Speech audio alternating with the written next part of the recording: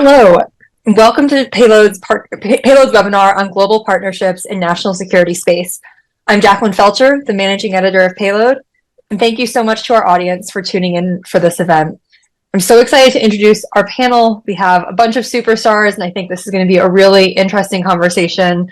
I'm so happy to be joined by Steve Butow, better known to many as Bucky, the director of the space portfolio at the Defense Innovation Unit, Deanna Ryals, the Director of International Affairs at Space Systems Command, and Kim Crider, the founding partner of space consulting firm Elara Nova, and the former Chief Technology Innovation Officer for the Space Force.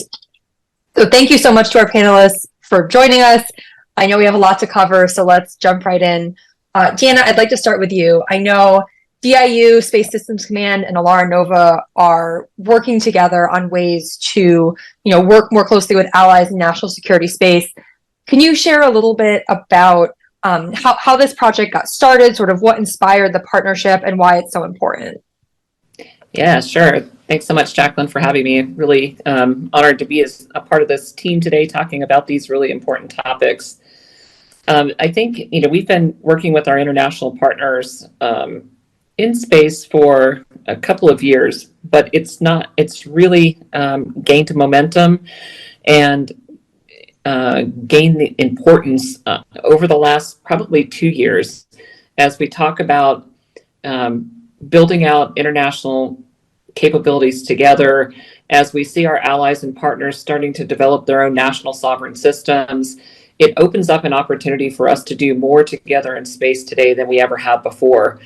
And so we've been having a lot of conversations about what's holding us back from really unleashing the opportunity to work more closely with our partners and allies.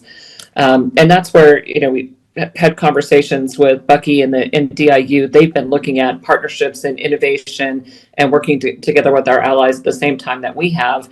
And so we've often had a good dialogue about what's holding us back, what can we do better, how can we pull all this together, and then taking the opportunity to work with Kim's team at Elara Nova to really dig into these problems a little bit more deeply and look at this from a strategic perspective. How do we unlock this and start to really make those systems connect better together?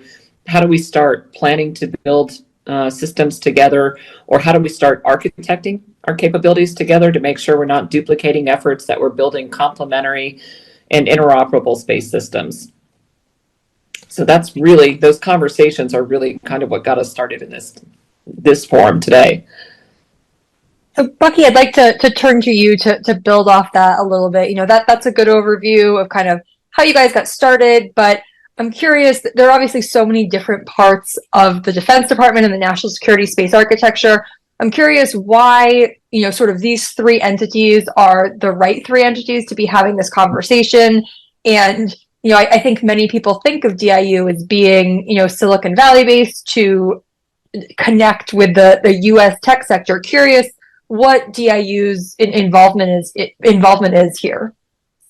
Sure. Well, we're great collaborators with Kim and Deanna for some time now.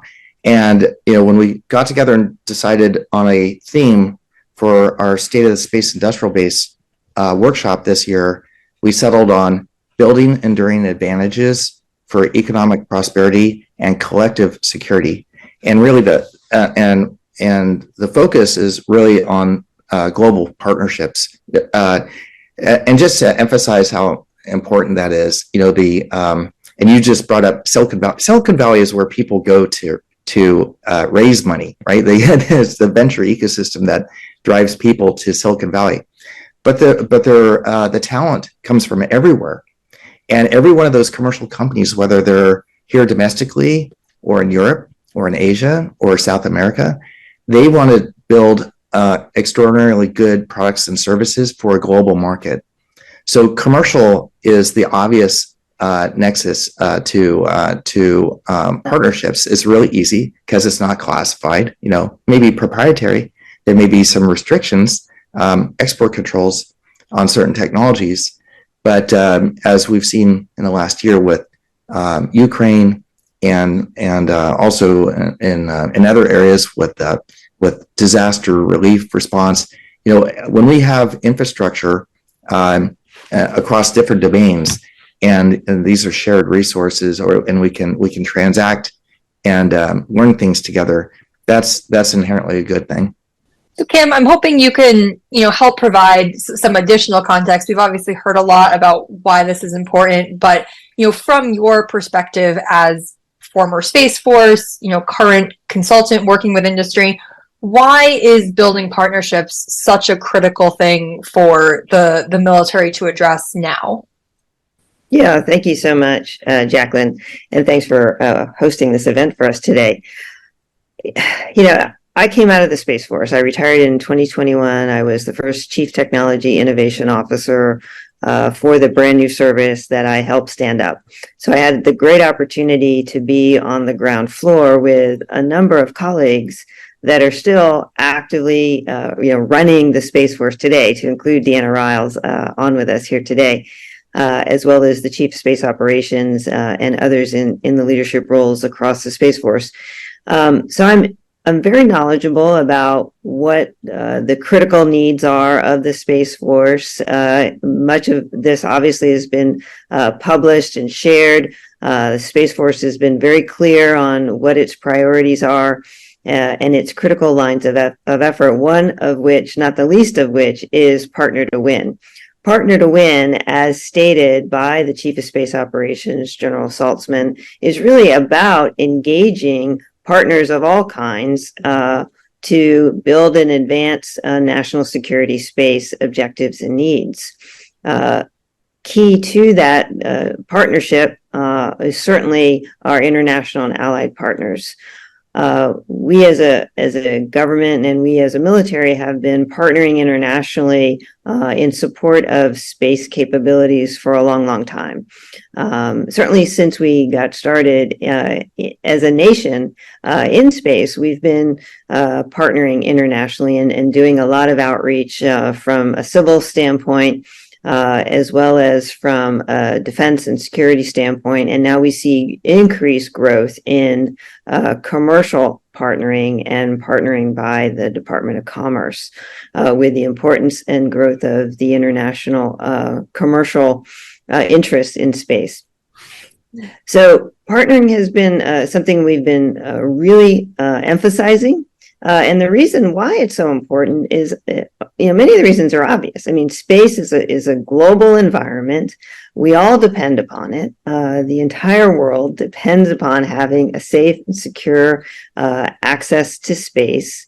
We are all interested in safe and transparent exploration of space and scientific endeavors in space. That's been a thrust of NASA and our civil agencies since we started in the space efforts in 1957. And that continues to be important. And then with the emphasis of our reliance on space as a nation and as a world from the standpoint of global prosperity, global security, and just generally our way of life, so much of our capabilities today that we depend upon for life on Earth become more and more dependent on satellite communications, position navigation and timing, imagery services from space. And this certainly impacts our ability to conduct warfighting operations in every domain. So this reliance on space, this global reliance on space, has certainly caused our nation to emphasize the importance of space from a national security perspective, and space as a warfighting domain, which is why we established as a nation United States Space Command and United States Space Force. That reliance, again, the global reliance of it, draws us to, we need international partners. All of our allied nations and international partners need to come together in the support of space for all of those endeavors, civil, security, and commerce. So partnering to win and partnering to advance our national security and global prosperity needs for space is really what this is all about. Now, Elara Nova is a company that was formed as a group of experts coming out of space industries, military space, national security, intelligence for space, And we have a broad and deep understanding and interest in acting as a interlocutor or convener of agencies and partners, both government and industry, and U.S. and international, on how we can collaborate most effectively to advance national security interests for space, not just for our country, but for all countries around the world that have common interest in the free and open use of space. I want to pause our conversation for just a second to do a quick note to the audience. We will be taking some audience questions kind of throughout the conversation and at the end. So if you have questions, please use the Q&A function on Zoom, and I will try to get to as many of those as I can. So jumping back in, it sounds like this is something that, you know, the three of you agree that the national security space enterprise could be doing more of. But I'm curious the state of international collaboration today. What is already happening? Kind of what is the base that you guys can then work to build on? So Deanna and Bucky, would love to get both of you. Maybe we'll start with Deanna to weigh in on, you know, collaborations with allied nations that your offices are working on today. Yeah, sure. Thanks, Jacqueline. You know, when we started talking about partnering in space, at least in military space, it really started for us in the Air Force at the time with SATCOM as the primary area of international cooperation. You know, we all have to communicate together. It's something that was a natural fit to work together with our allies and partners. And so that really kind of set the pace and the tone early on in how we were going to do space collaboration. But that was just one mission area. You know, we also worked together with our allies and partners in PNT, so with the GPS system, making sure that our allies had user equipment and handheld devices that could leverage GPS, you know, as well as getting platforms and things that are PNT enabled and making sure that everybody had access to that. But as Kim just mentioned, as we look forward, we talk about partnering to win, and what does that mean? And it really took us, with the stand-up of Space Force, gave us a chance to really look at what does it mean to be true partners in space? What else do we need to do? And so since I work at Space Systems Command, we're the acquisition arm of the Space Force. And so we're looking at all of our future space architectures and all of our next generation space programs and trying to figure out how do we do the same things that we did in SATCOM and PNT, but how do we do that across the enterprise? And so we started looking at all of our future systems and our future architectures with the idea and the concept of allied by design. How do we start to make our programs open to allies and partners from the very beginning as we're developing our requirements, as we're thinking through technologies, as we're trying to innovate? You know, how do we make sure we're thinking about what the U.S. can do for our allies and partners and what they can bring to us? We've also been working with our Space Warfighting and Analysis Center, the SWAC, to make sure that allies and partners are incorporated into every element of the future force designs that we're doing for Space Force. So we're really building out all of our capabilities with that mindset. So it really is allied by design. You know, how are we looking at building to the same interfaces and standards? How are we being proactive and thinking through what kind of capabilities we want to work on together? How are we working on collective research and development? What are those technologies that we can either agree to leverage from one another or maybe agree to work on together so we can advance them faster and pull in the broader global industrial base on really finding the best athlete? Where's the best technology that's out there? And then how do we incorporate that into our systems? So we're doing that. Again, we started kind of in SATCOM, we moved into the PNT arena. Now there is no mission area or capability that we are not thinking about growing with our international partners. So it is just, it's an amazing time to be doing this. We're looking at all these technologies. We're looking at them globally. We're really getting deliberate about how we're planning and how we're architecting the future of military space. And a big part of that, I look to Bucky and the team at DIU to really think about that innovation element and that early research and development. and where do we go, and which partners do we work on, and where are the most promising technologies. So great opportunity to segue over to Bucky for his thoughts. He's been such a great partner for us in all of the international stuff we've been working on. Thank you. I think the thing that we do is we write checks. I mean, so we competitively announce and review. We don't put requirements out to these companies. We basically define a problem and ask the companies to tell us how they would use their commercial technology to solve the problem.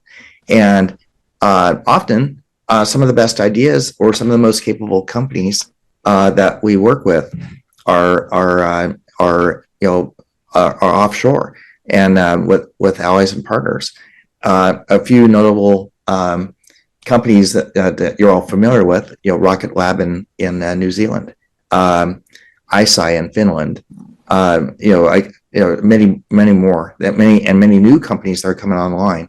And they either do something that's groundbreaking, they're a first mover, or they have a really exceptional approach to solving a tough problem. And so we use our authorities given to us by Congress to award prototype contracts and allow those companies to compete commercially, for business with the Space Force and some of the other entities that we work with across the government space. So that's one way that we do it, is just through transaction.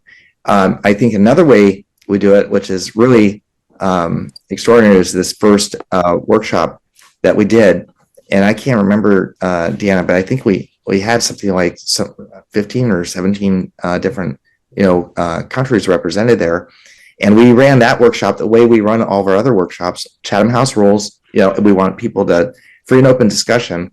And it's not a bunch of talking heads. We actually give the microphone to the audience and tell us, what do you like? What can we improve on?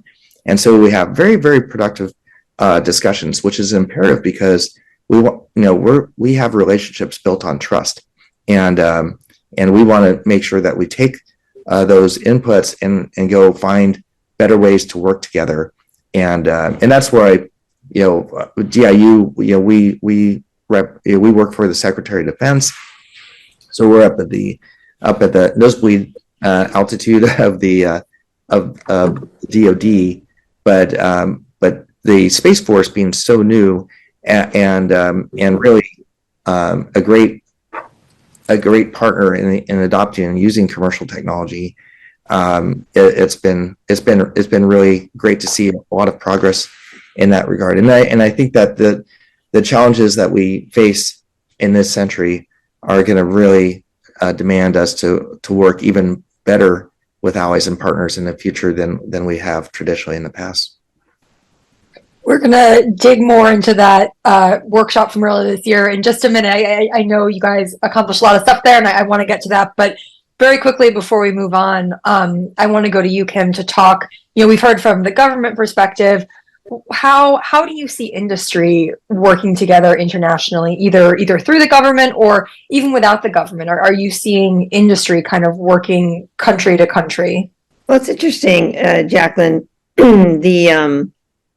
The industry base, I think, is still figuring out how best to come together with regards to its own commercial collaboration and cooperation internationally in support of space needs. I would argue that from an industry to industry perspective, it's still relatively bespoke. There certainly are some areas where collaboration is occurring, and that's positive. But a lot of that, quite frankly, is still being driven by the government, incentivized by the government, across the board. Government initiatives coming out of, NASA, Department of Commerce, or the DoD, really kind of helping to provide a demand signal for what those commercial space capability needs are and what the opportunities are for collaboration. Now, in certain areas, I think we are seeing industry see opportunities and seize on those opportunities to collaborate. SATCOM services, as Deanna Ryals mentioned, is important to the U.S. government, and international partnerships in that arena are very important. But we're also seeing growth in SATCOM services and the availability of SATCOM services internationally being important on the commercial side. So that would certainly drive more commercial opportunities for collaboration, industry to industry, as more countries and more companies look for ways to leverage commercial SATCOM services for a variety of different needs, not just government needs, but also commercial needs. And that continues to be important. I think in the area of launch as well, there's growing opportunity for industry to industry collaboration and to find new opportunities to compete in the launch services arena, which again supports both government and commercial needs around the world.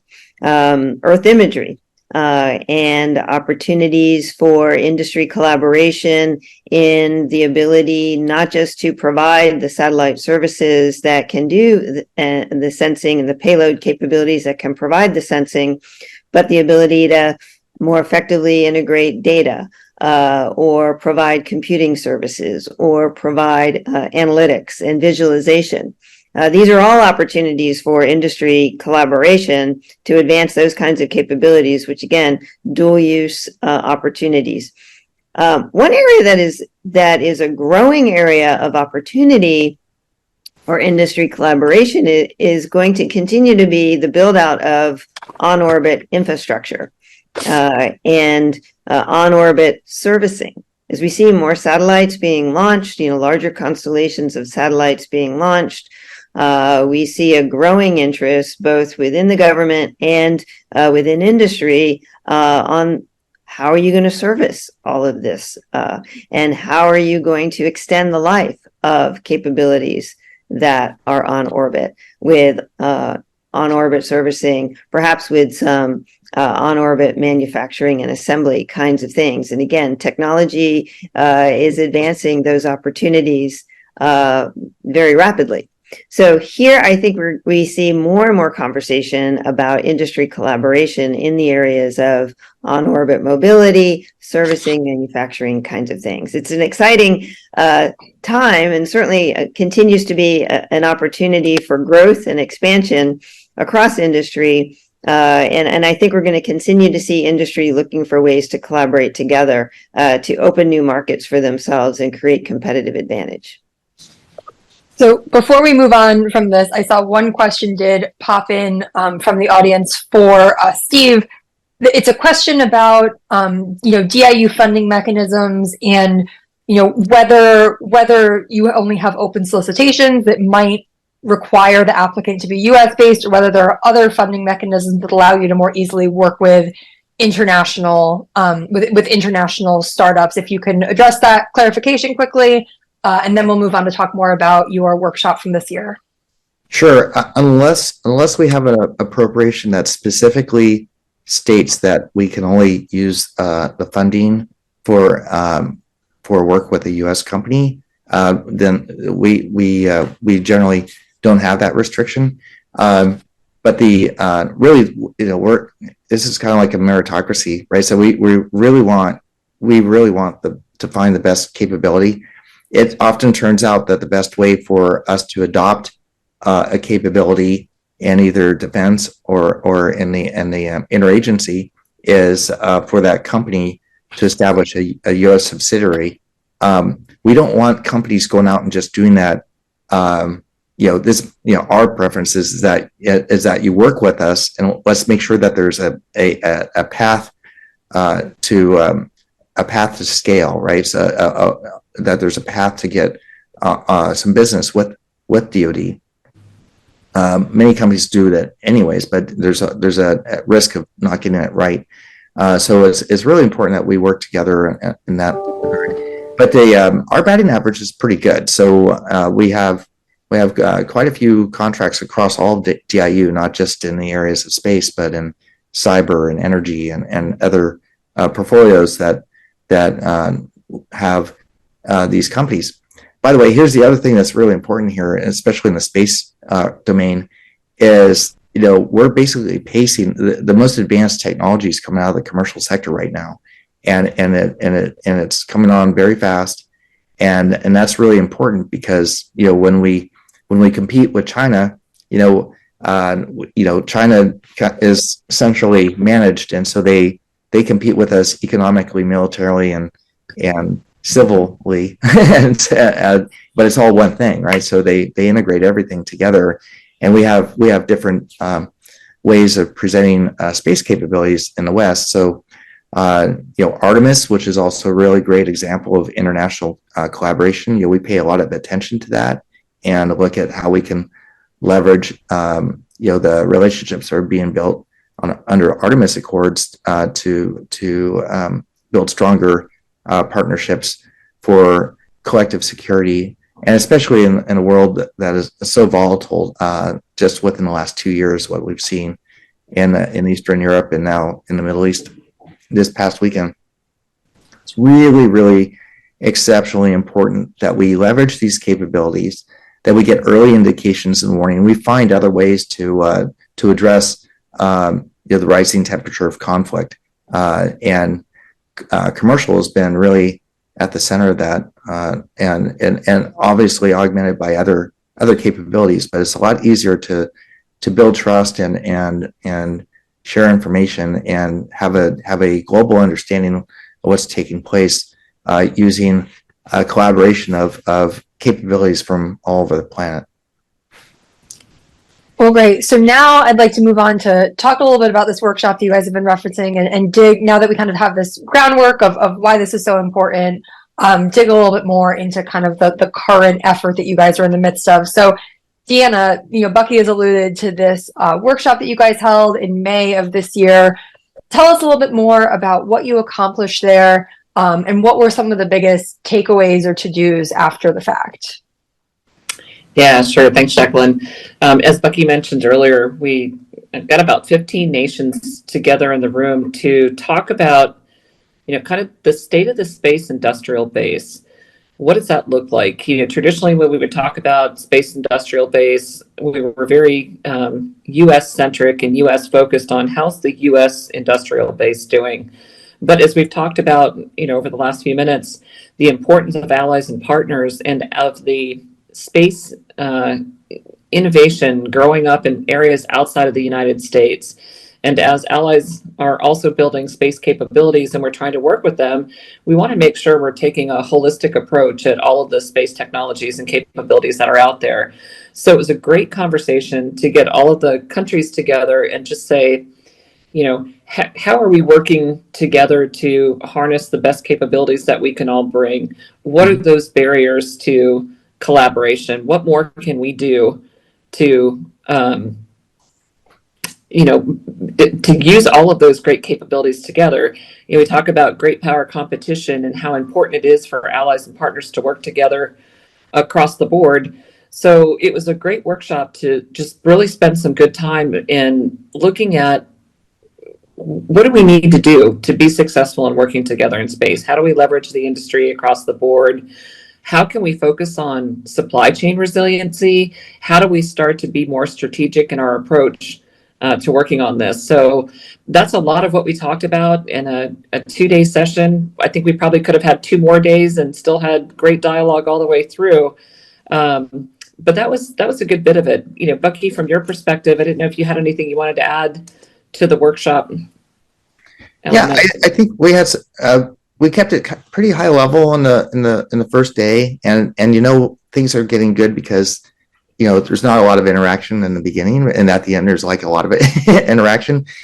So I think we had Lieutenant General Nina Marnio was kind of the master of ceremonies on her Finny tour towards retirement, but I think it was great. But it's not just, there's opportunities. One of the great opportunities we just discussed was AUKUS, and AUKUS as an agreement allows us to do things other than just what you've seen already with submarines and other areas of collaboration, but technology,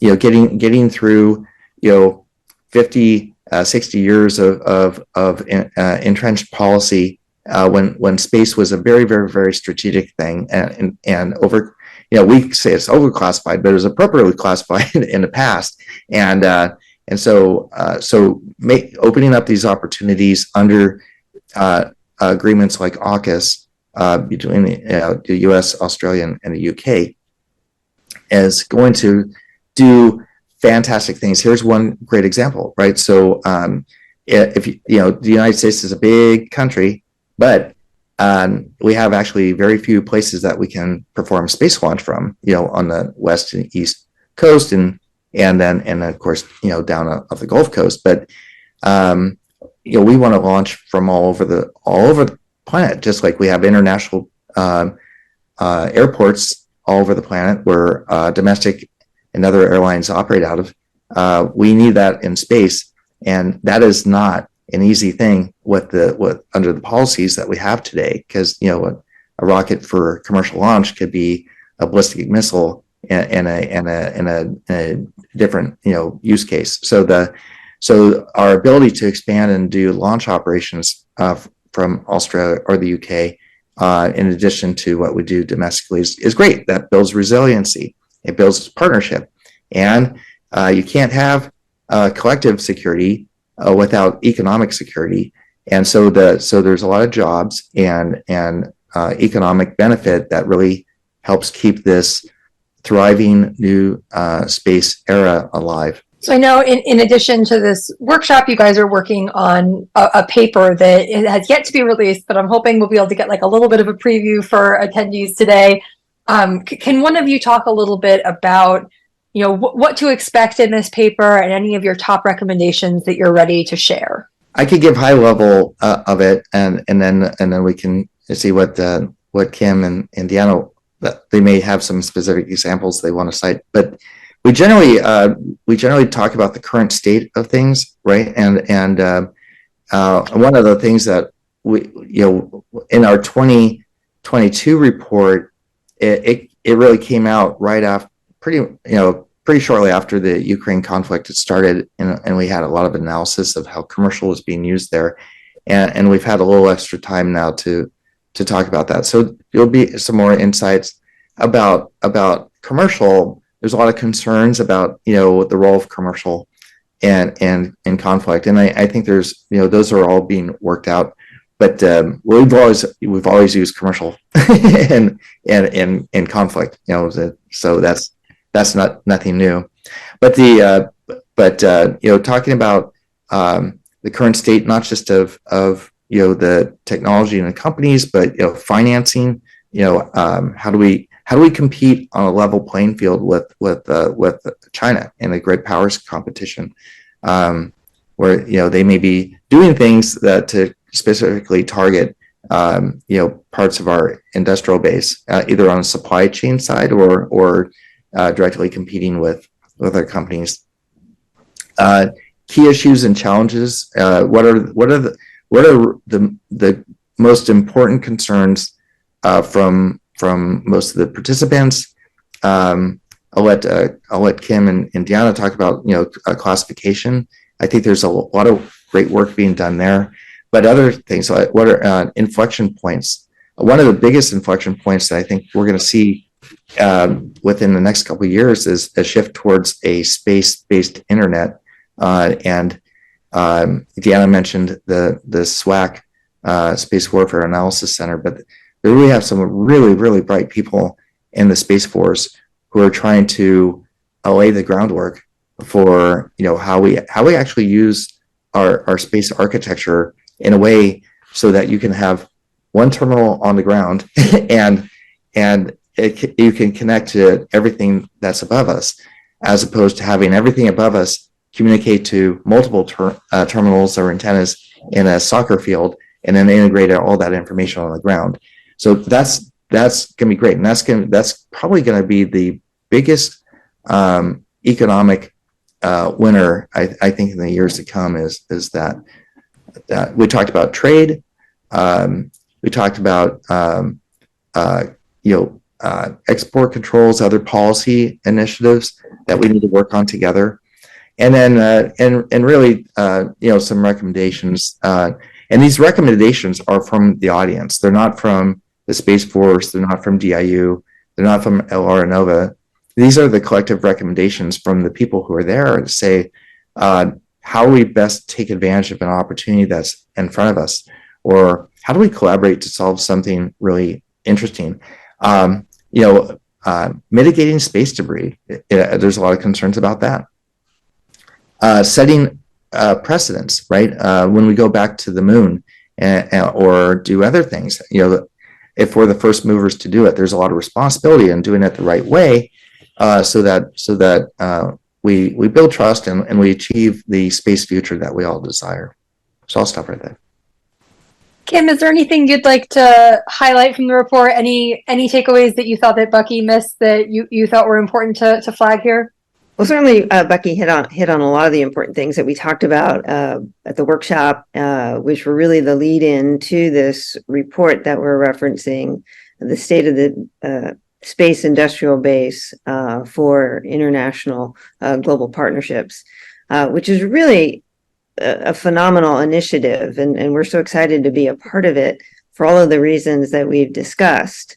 The state of the space industrial base work that DIU has been leading for some time now has been, I think, really instrumental in bringing industry partners together to talk with government about how to continue to foster a very verdant and fertile industrial base for space. And now that we have a focus on international cooperation within this state of the space industrial base process and reporting that we're doing, we just continue to expand the opportunity that presents for national security space. As we talked about earlier, it's really important for industry collaboration to occur and to be fostered for our national security and our overall economic security, as Bucky pointed out. And the government can go a long way to do that. So in this report, the emphasis on, what are these critical issues, these challenges and impediments and inflection points that have to be addressed and have to be worked, and sort of a call to action for all stakeholders in the process of generating and extending international cooperation for space becomes really important. The people that read this report are the people at the national security levels of our government, national space policy folks.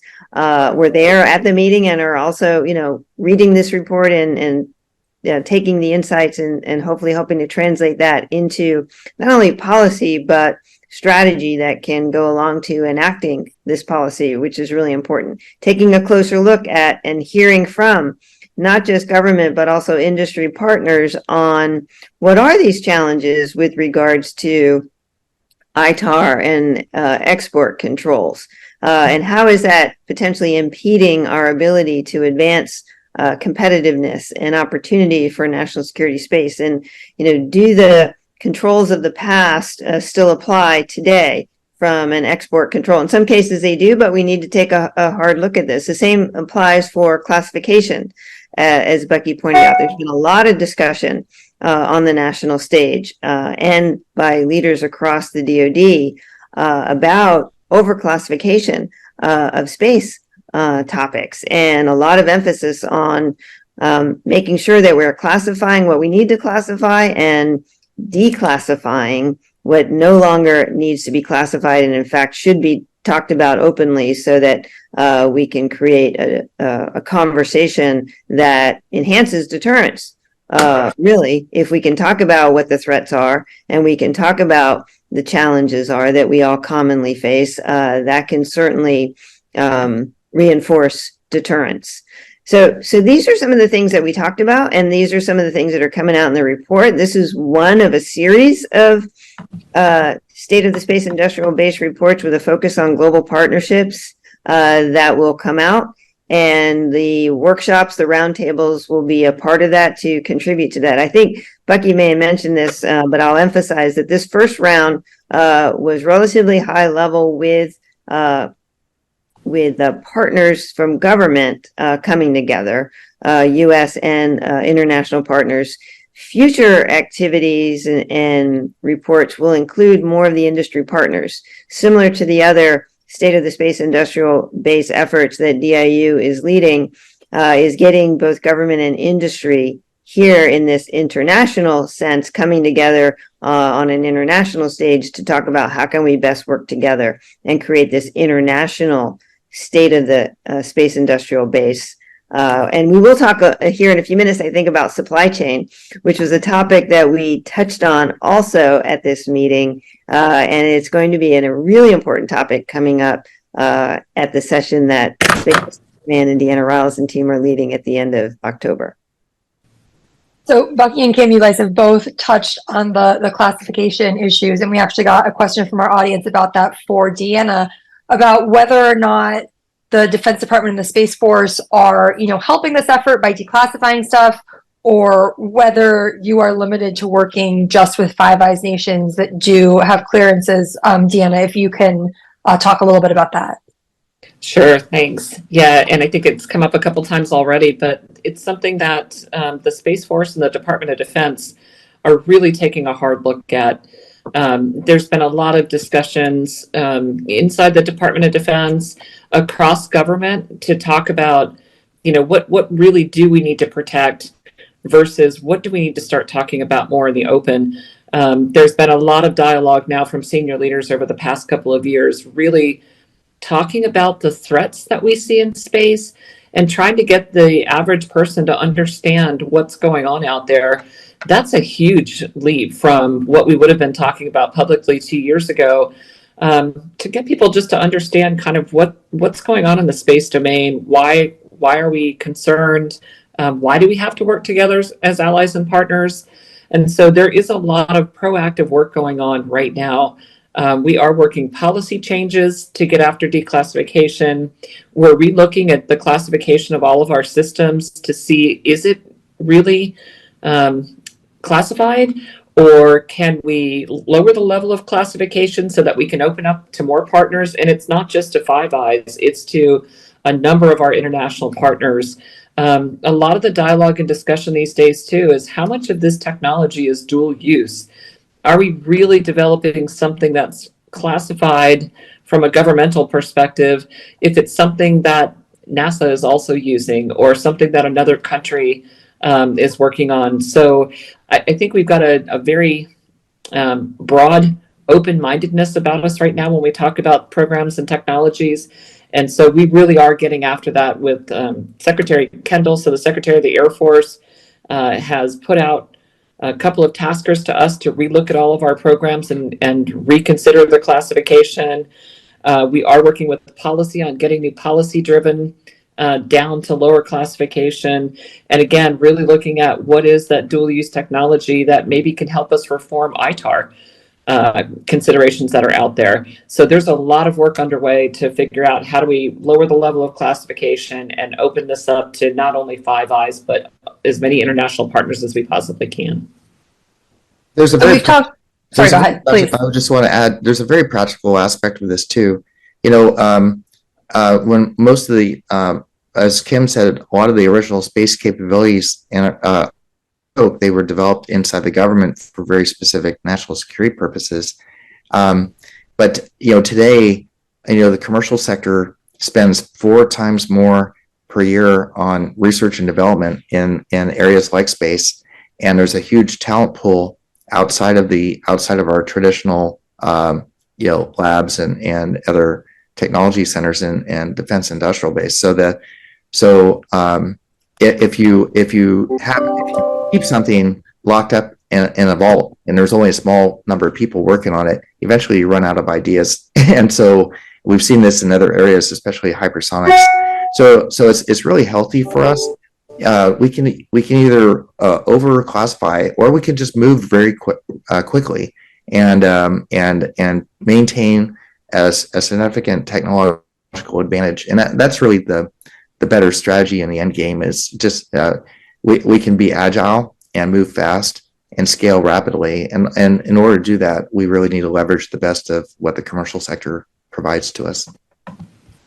So we've obviously talked about a lot of, the barriers to working together today, the classification issues, the export control, ITAR.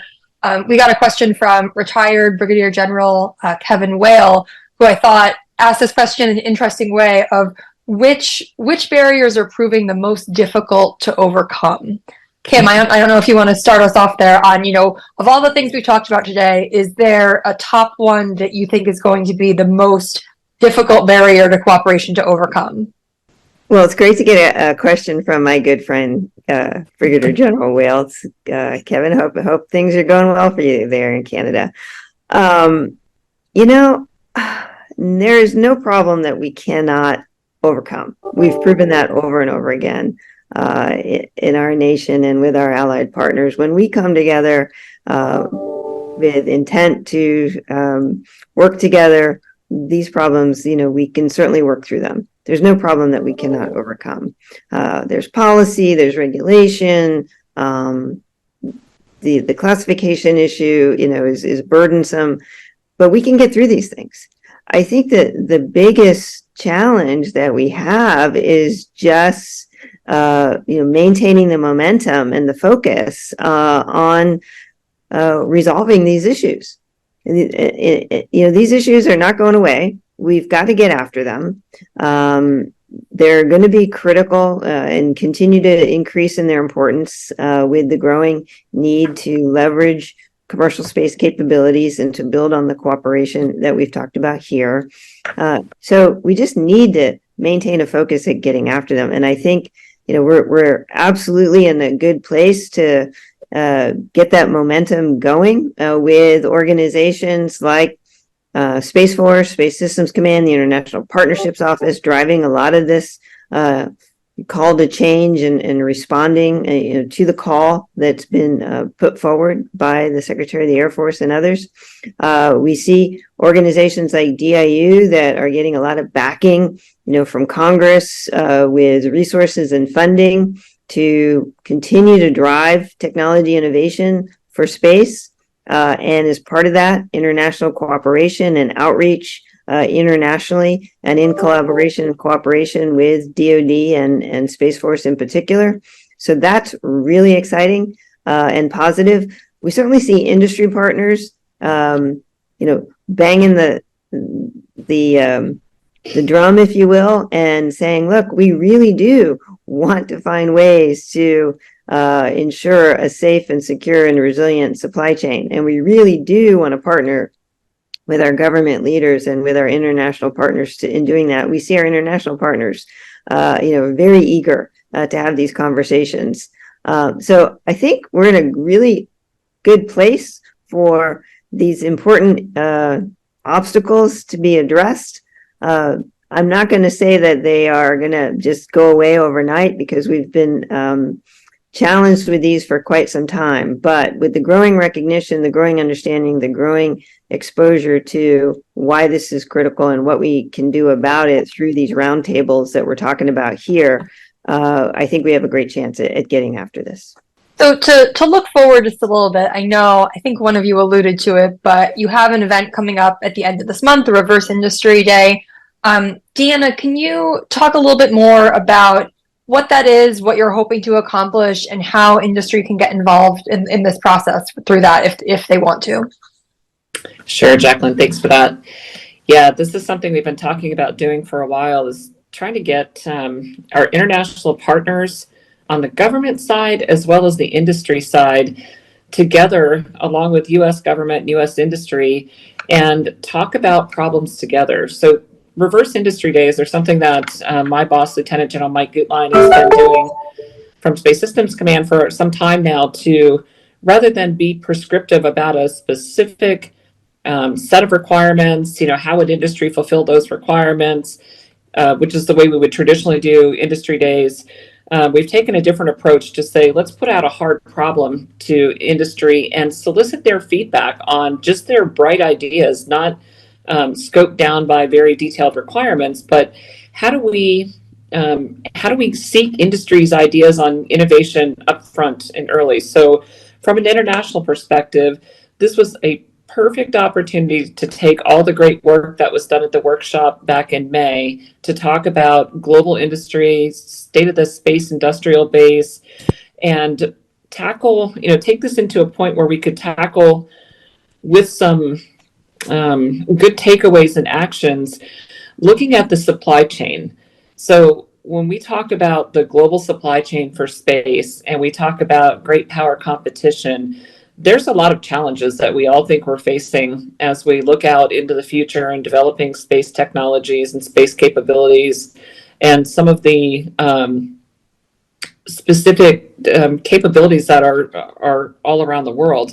And so the conversation that we want to have with our government partners and our industry partners is, how can we work together? How can we develop a strategy, or how can we develop a framework where industry can give us, on the government side, a really good sight picture of where are the challenges in the global supply chain? How can we be much more decisive as governments about how to plan for those challenges? If the UK or Canada or Germany or somebody has additional resources and technologies and capabilities, or has the know-how on how to really capitalize on those, could we develop a strategy for future systems where they become the leading governments to take on those technologies and innovations?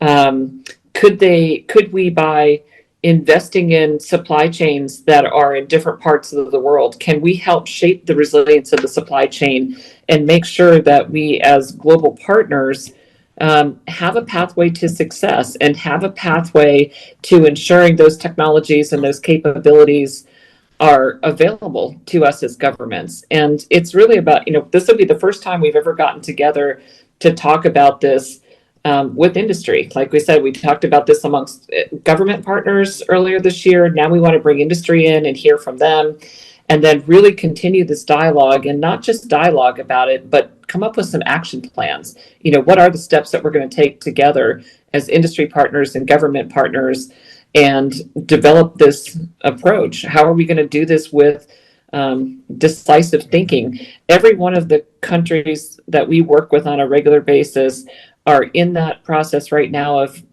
developing national space capabilities. So how do we proactively work together on our acquisition plans to take supply chain resiliency into consideration as we're each putting, millions and millions of dollars against our national capabilities? So we're really excited to have this, really excited to have Bucky there as well. He's going to lead one of our panels talking about technology and innovation.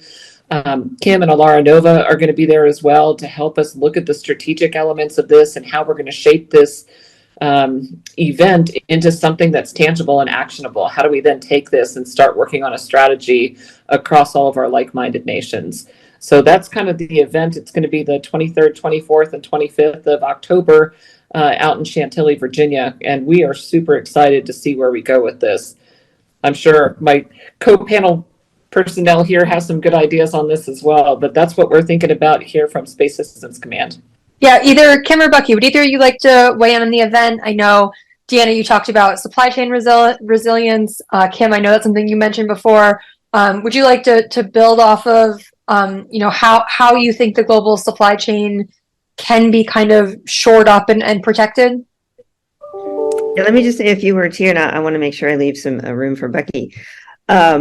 This is going to be a really important event, and as Deanna said, it builds upon what we've been doing before. And to reinforce the point that I was trying to make earlier, the way we're going to get after these challenges, and the biggest obstacle that we have, is maintaining momentum and urgency to address these issues, not the least of which is the recognition that a resilient space capability depends on a resilient supply chain.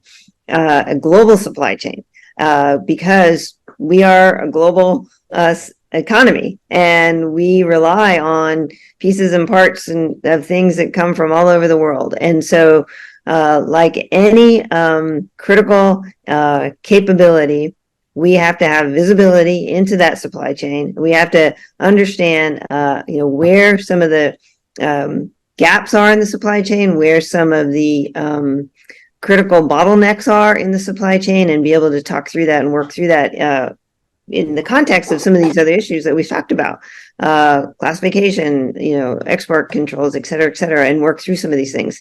One point that I want to highlight that's a topic that's really related to this issue of supply chain is tactically responsive space. And this is a really important topic that Space Force and the DoD have been emphasizing, the ability to get capabilities into space very quickly, very responsibly to a need, to a threat. Clearly, a supply chain, a resilient and responsive supply chain is going to be important to that, and all the components that go into making sure that we can rapidly respond to the needs that we have for space and protecting and defending assets in space, or leveraging space most effectively for operations on the Earth and in other domains. So that's an important topic that's related to supply chain, and it's going to be touched on at this session coming up at the end of the month. Bucky, over to you for a few remarks. Yeah, if you think about proliferated constellations of satellites, sounds like a lot of solar cells, a lot of photovoltaic cells. Well, 20 years ago, we were one of the top producers of photovoltaic cells, and today we're almost rock bottom. And China is like a global leader in production of photovoltaics. So we, part of this is diversifying our collective supply chains, so we don't have dependencies on folks who we may be competing against for the next few decades. Another area, batteries. Battery technology is really important. Microelectronics. When I first started working with small sats, somebody, one of my mentors said, "It's a smartphone in space," right? So we have the software-defined capabilities require state-of-the-art electronics, and again, we have to diversify our sources. Otherwise, we'll wind up in a pinch and unable to compete or to employ the types of things that we need to do at scale. So the supply chain is really important. And there's a lot of mom and pop operations, that small businesses that are really critical in that space supply chain, not just in the United States but elsewhere, and they don't have the ability to compete against a global power, right? China, that may be targeting a segment of the market. So so part of this is how we work together, so we don't manipulate the market, but we create diversity. I would love to see the term long lead item disappear in my lifetime, because and those things happen when you build exquisite things, and we need exquisite things like the James Webb Space Telescope. But when you build that exquisite thing, you will build a small one or a small number of those things. But for the way that we operate today in space, not just for civil space, commercial space, military or national security space, and then allied space, it's really how we use systems at scale, and that's going to really transform the way that we live, as a species going into the future. Well, great. We are unfortunately out of time. I see other questions coming in that we're unfortunately not going to get to, but it just shows that there's a lot more discussion, and it's really exciting that you guys are, continuing forums for this discussion. So I think you've, given us a lot to kind of preview, and a lot that we're going to be watching closely here at Payload. So thank you again to our panelists for joining us for this very interesting conversation. And thank you to our audience for tuning in. We hope you found this as interesting as I did. And everyone have a great rest of your day. Thanks so much.